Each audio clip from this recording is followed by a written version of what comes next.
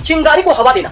इस कहावत को, इस बात को बिल्कुल सही साबित करके दिखाया है गुरुग्राम का वो आंदोलन, मजदूरों का सैलरी बढ़ाओ आंदोलन था।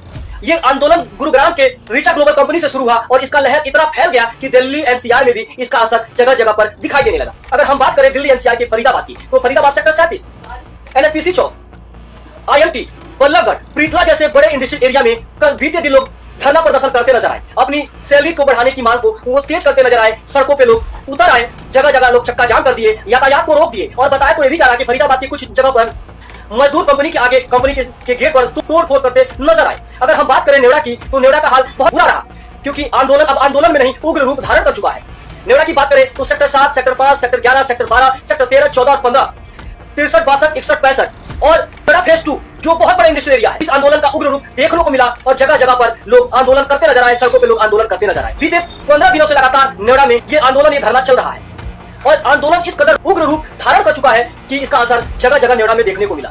चक्का जाम है, जो मजदूर सड़कों पर गाड़ी के आगे लेट जा रहे हैं, चक्का को जाम कर दे रहे हैं, आवाजाही को रोक दे रहे हैं। जो सड़कों पे प्राइवेट बसें चल रही हैं, सरकारी बसें चल रही हैं, लोगों की कारों को शीशा को तोड़ दे रहे हैं, बसों की शीशा को तोड़ दे रहे हैं। और बताया तो ये भी जा रहा है कि फैक्ट्री के आगे तोड़-फोड़ कर रहे हैं मजदूर, और कुछ जगह तो हालात इतना बुरा है कि फैक्ट्री में लोग आग भी लगा दे रहे हैं और हालात इतना दर्द से बदल हो चुका है कि नेवड़ा की फैक्ट्रियां बंद कर दी गई है, अवकाश घोषित कर दिया गया है। लेकिन आंदोलन का असर इतना है कि प्रशासन इसको रोकने में पूरी तरीके से नाकाम है। अगर प्रशासन इसको रोकने का प्रयास कर रही है तो उनका जो जिप्सी है, पुलिस वालों को जो जिप्सी है, उसको भी पकड़ दे रहे हैं। लोग सोचने पे मजबूर हो गए हैं कि आखिर अब क्या किया जाए। सरकार बीते 15 दिनों से आंदोलन चल रहा है, सरकार इससे सुध नहीं ले रही है, सरकार की आंखें खुल नहीं रही है, प्रशासन मजबूर हो चुका है आंदोलन के आगे झुकने के लिए। आंदोलन नहीं, आंदोलन एक उग्र रूप, क्रांतिकारी रूप धारण कर चुका है, जिसका जगह जगह फोटो और वीडियो आपने सोशल मीडिया के प्लेटफॉर्म पे वायरल होते आपने देख ही लिया होगा कि क्या हालात है, क्या हालात दर से बदर होता जा रहा है नेवड़ा का। दोस्तों, मैं इस वीडियो के माध्यम से उन सभी आंदोलनकारी भाइयों को, मजदूर भाइयों को एक संदेश देना चाहूंगा कि मैं ये नहीं कहता कि अपनी बातों को, अपने हक को मार दीजिए, अपनी बातों को नहीं उठाइए, अपनी बातों को नहीं रखिए, लेकिन जो आप रवैया, जो आप एक्शन ले रहे हैं वो गलत है। अपराधी रूप धारण कर चुके हैं आप।